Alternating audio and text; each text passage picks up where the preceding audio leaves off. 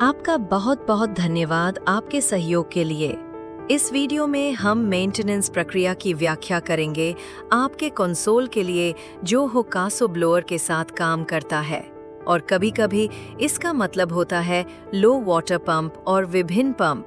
इसमें control panel और power source box भी आवश्यक होते हैं। ये प्रोजेक्ट पर निर्भर करता है। हम ये भी परिचय देंगे कि इन उपकरणों की मेंटेनेंस कैसे की जाती है। एक बार साइट पर पहुंचें। निम्नलिखित जल्दी से चेक करें। 1. क्या फोम बन रहा है? 2. क्या कोई बदबू है? 3. क्या मैन होल्स और चेकअप प्लेट में कोई समस्या है और ऑपरेशन प्लेट सुरक्षित है? रंगीन कोन के साथ कृपया ओनर को जो होकासो के रखरखाव के बारे में बताना न भूलें। मेंटेनेंस कार्य से पहले, विशेष रूप से जब जो होकासो पार्किंग लॉट के नीचे इंस्टॉल किया गया हो, तो अंदर जांच करने के लिए दस्ताने पहने और मेंटेनेंस के बाद अपने हाथ धोना न भूलें। कंट्रोल पैनल को तेजी से जांचें।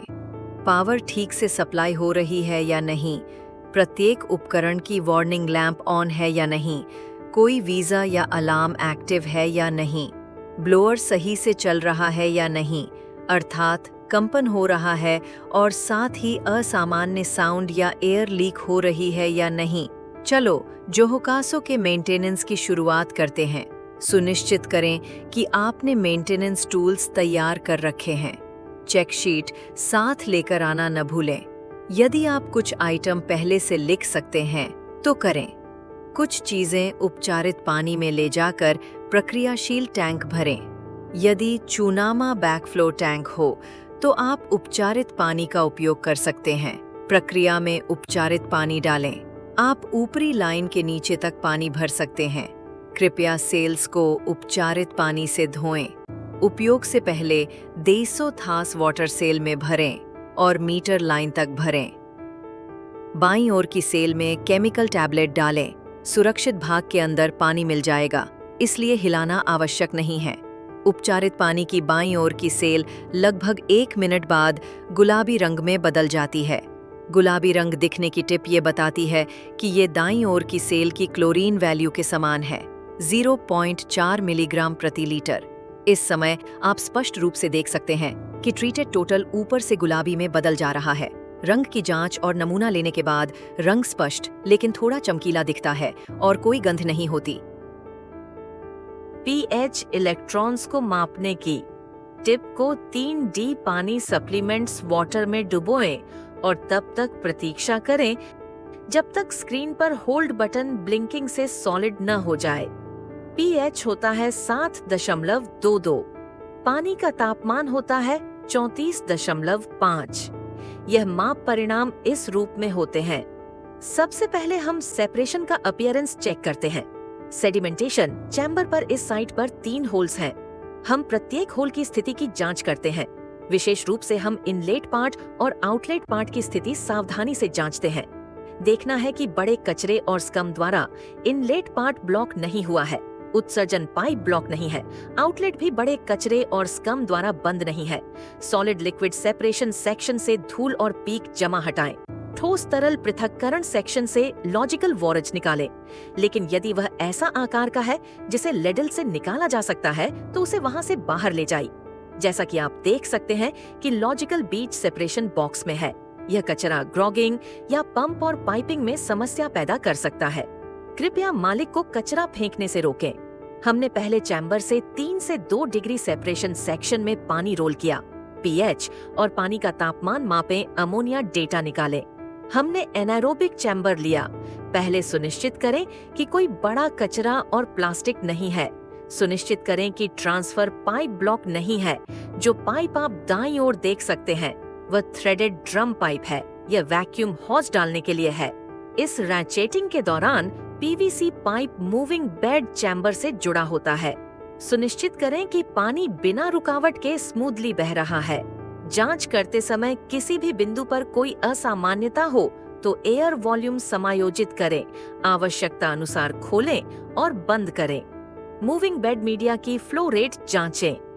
कुछ मीडिया लें और साफ पानी वाले कंटेनर में डालें और बायोफिल्म या मीडिया की स्थिति जांचें। कृपया मीडिया की स्थिति की फोटो लें। मूविंग बेड चैम्बर में पीएच मापने के लिए हम जरा सा तरल क्षेत्र वाली पानी का उपयोग करते हैं। पीएच मीटर चालू करें और पुष्टि करें। यह एक है, इलेक्ट्रोड की पीएच टिप डालें और राइट शुरू करें। थोड़ा थोड़ा होल्ड बटन दबाएं। रोकथाम रखे, पीएच होता है 7.43। बनावट सीधे मूविंग बेड चैम्बर में डालें। सुनिश्चित करें इलेक्ट्रोड पानी के नीचे है। डीओ मापने के लिए मिस बटन दबाएं। जब तक होल्ड संकेत फ्लशिंग मोड से सॉलिड न हो जाए। माप परिणाम डीओ 4.19 मिलीग्राम प्रति लीटर।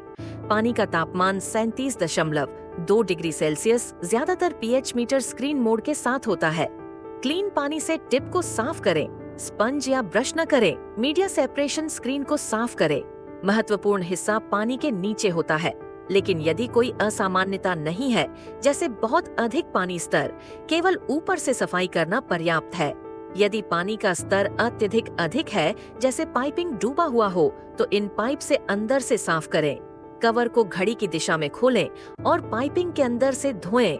स्कम की स्थिति की जांच करें। स्कम की मोटाई और कब्ज की दर मापें। फ्लोटिंग स्कम को ठीक करें। स्कम को सेपरेशन बॉक्स से मापने वाले बॉक्स के माध्यम से ठोस तरल पृथक्करण टैंकों में ट्रांसफर किया जाता है। यह एक प्रभावी तरीका है जब स्कम दिखाई दे रहा हो। एयरलिफ्ट पंप से स्कम ट्रांसफर करें। उन्हें पूरी तरह बंद करें और 0.52 प्रति मिनट प्रतीक्षा करें। सरलता से बोतल खोलें। इसी समय नीचे का स्ट्रेच ऊपर उठता है, इसलिए जैसे ही है वैसे ही प्रतीक्षा करें। जब एसएस सांद्रता उच्च हो तो आज का ऑपरेशन कई बार दोहराएं। अंत में गेंद रोल बंद करते समय संतृप्त जल की उचित मात्रा समायोजित करें।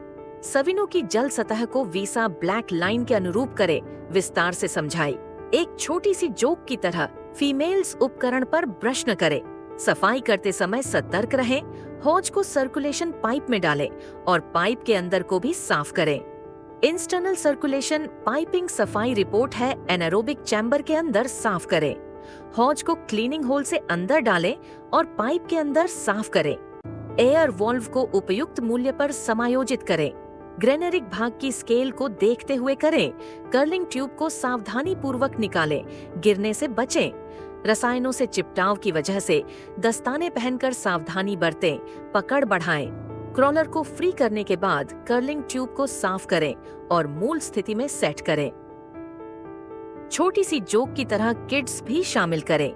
क्रॉलर क्रीम निकालें और वह भाग जिसमें ट्रीटेड वाटर से संपर्क हुआ था उसे हटाइए। एडजस्टमेंट साफ करें। इसे मूल स्थिति में लौटाएं। रिफिल करने के बाद क्रॉलर कैप बंद करें और वापस मूल स्थिति में रखें। कृपया इसे टैंक में गिरने से बचाएं। रोबोट और ट्रीटेड वाटर मापें। रोबोट को लगभग 10 गुना पानी में पतला करें। 59 मिनट दोहरी पिट। बफर टॉवर में शुद्ध पानी रखें। सर्विंग से पहले प्रत्येक नमूने को सिरिंज से लें। कृपया दोनों को धोएं। ब्लैक कवर को बोतल के नीचे रखें। कभी कभी इंसर्ट्स डिवाइस में प्रवेश कर जाते हैं, है ना? और इसे तब तक घुमाएं जब तक यह रुक न जाए। डिवाइस का पावर ऑन करें। ऑन बटन दबाएं, जो कि 0.00 स्क्रीन पर दिखाए। प्रकाश जगमगा उठे। रिएक्टेंट ए की दोनों बूंदों को पानी में डालें। कुछ देर प्रतीक्षा करें।